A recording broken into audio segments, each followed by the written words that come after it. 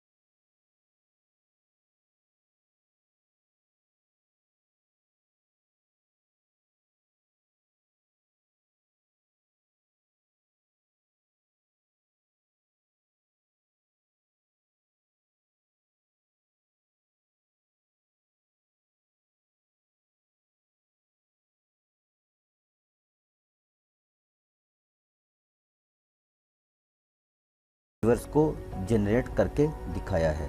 अगर आपको ये इन्फॉर्मेशन पसंद आई है तो अपने फ्रेंड्स और रिश्तेदारों के साथ ज़्यादा से ज़्यादा इसको शेयर करें और लाइक करें और कमेंट सेक्शन में जाकर अपने ख्यालात का इजहार भी करें।